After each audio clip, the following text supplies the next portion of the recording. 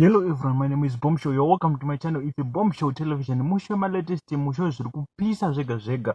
Kana uri munyowa, don't forget to subscribe to our channel. It's a Bombshow television. Nasi ndava good news. Kana une business raunoita mborisa mu comment section unoona kuwana nonechi ne customer kana munhu anozvida.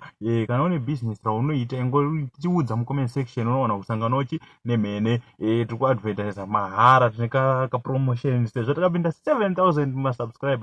Guys, ndokubigai makapenga. Ndimi munoita tirambe tichiendera kumberi tichaga ma latest. So ndisinganyanyi kupedza nguva. Kana uri munyowa ndinokuchingamidza nemufaro. Don't forget to subscribe to our channel. Ndisinganyanyi kupedza nguva. Let's get into today's story and don't forget to advertise your business with us. Number munozowana pa description ye channel kana kuti ndichadzisa mu comment section. Saka rega tipinde munyaya yanhasi.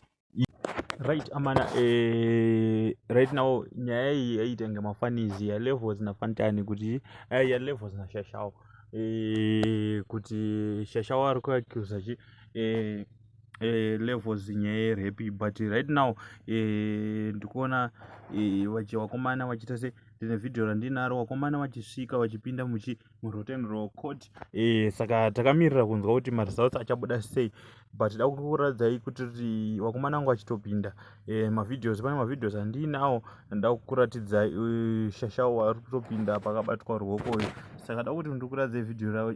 Amana, tell us in the comment section below. Saka kune kusisina mangoma depot because levels atobata negatichi row yakatonyanya ku sport. So let's watch the video and show you